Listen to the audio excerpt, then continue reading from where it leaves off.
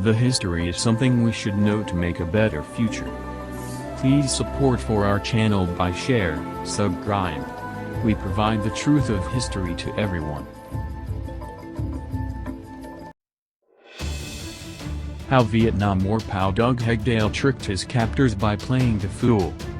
Imagine that it's the 1960s. You're an American POW in a North Vietnamese camp, so you have two options. If you want to live, you do whatever they say in return for better treatment, as a number did. The downside is that you become a traitor.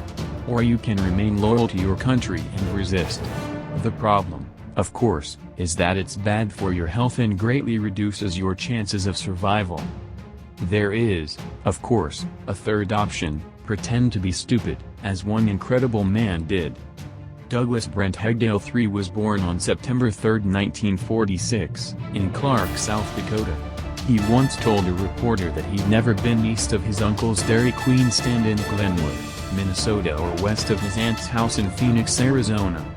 So when a Navy recruiter approached him in 1966, it was like a godsend, since Hegdahl had always wanted to see Australia. What he got instead was boot camp in San Diego. As a concession, however, they assigned him to the USS Canberra, a city in Australia, before shipping him off to Vietnam. To understand what happened next, we first have to backtrack. On August 2, 1964, 3 North Vietnamese Navy torpedo boats attacked the USS Maddox in the Gulf of Tonkin. The destroyer fought back, killing and injuring several North Vietnamese. Fortunately, no Americans were hurt. 2 days later, it happened again. Except that it never really did. In 2005, the National Security Agency's declassified files showed that on August 2, the North Vietnamese were patrolling their own waters when the Maddox fired 3 warning shots at them to stay away, and that was it. There was no skirmish, no damage, no injuries, and no dead. As for August 4th, the two sides never even meet. But that wasn't the point. The Cold War was on, and America believed that if they let South Vietnam turn communist, the rest of Asia would follow suit. So on August 10, 1964, Congress passed the Gulf of Tonkin resolution, which authorized the escalation of U.S. military involvement throughout Southeast Asia.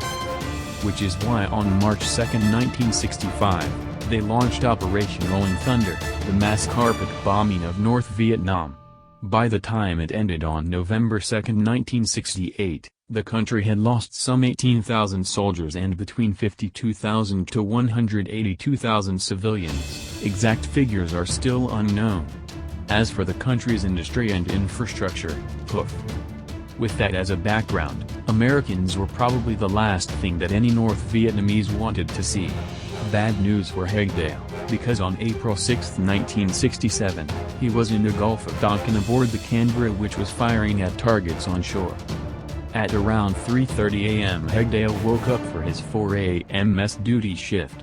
Despite the rough weather, the high seas, and the guns blazing, he stepped out on deck.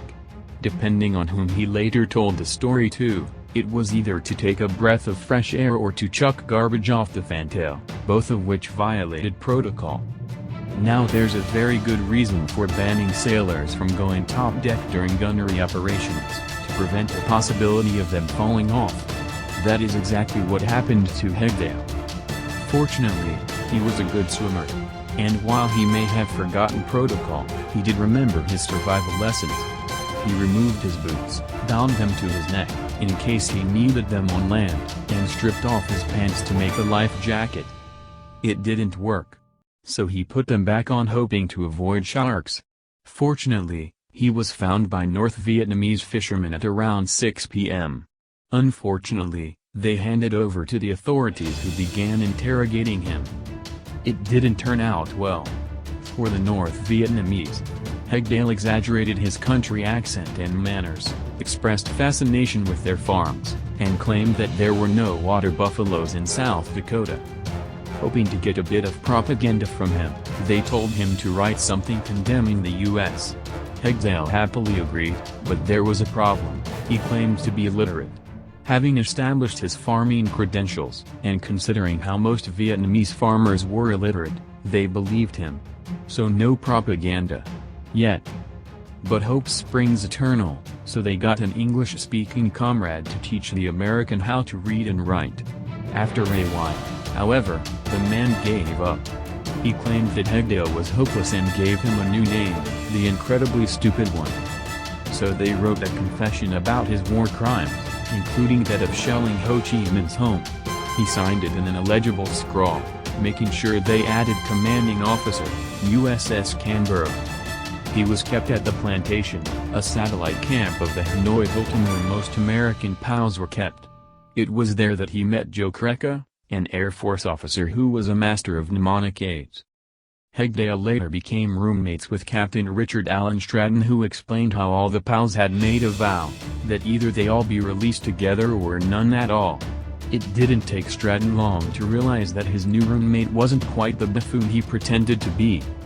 Convinced that he was hopelessly stupid, Hegdahl was allowed by the Vietnamese to roam the camp freely. When guards weren't looking, he put dirt and gas tanks to disable vehicles. Claiming to be interested in communism, he asked for glasses so he could read about it. He put them to good use by memorizing the layout of the camp and linking inmates to cell blocks. He also memorized the names of 256 POWs, their service, rank, social security number, and other personal details about them to the tune of Old MacDonald had a farm. So when North Vietnam decided to release some POWs as a goodwill gesture on August 5, 1969, Stratton ordered Hegdahl to go. He refused, but the rest insisted. In February 1970, the U.S. held secret negotiations with North Vietnam about the possibility of ending the war. Hegdahl was there and used his memory to pressure the North Vietnamese into releasing their POWs. Stratton and many others were released, all thanks to the incredibly stupid one.